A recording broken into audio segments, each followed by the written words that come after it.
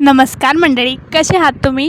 तर मी निघाली होती कॉलेजच्या डॉक्युमेंटचं काम होतं म्हणून बाहेर जाण्यासाठी. मग आज माझी बहीण नव्हती माझ्यासोबत बाहेर जाण्यासाठी. मग माझ्या भावाला थोडीफार रिक्वेस्ट केल्यानंतर तो कसा तरी तयार झाला आणि मग मी त्याला घेऊन चालली होती माझ्यासोबत.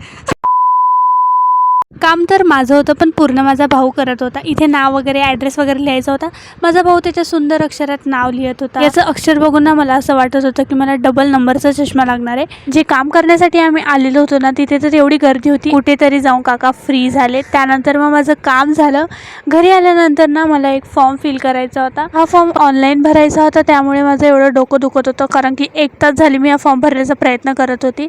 माझी बहिणी माझ्यासोबत प्रयत्नच करत होती. एका फोटोमुळे तो फॉर्म भरला जात नव्हता. एवढे डॉक्युमेंट्स वगैरे काढून आम्ही बसलेलो होतो. खूप वेळानंतर फायनली फॉर्म फिल झाला. मी एवढे चांगले चांगले फोटो आधी अपलोड केले होते आणि ह्या लोकांनी एवढा माझा गंदा फोटो सिलेक्ट केला ना. चला यासोबतच भेटूया पुढच्या ब्लॉगमध्ये. तोपर्यंत बाय.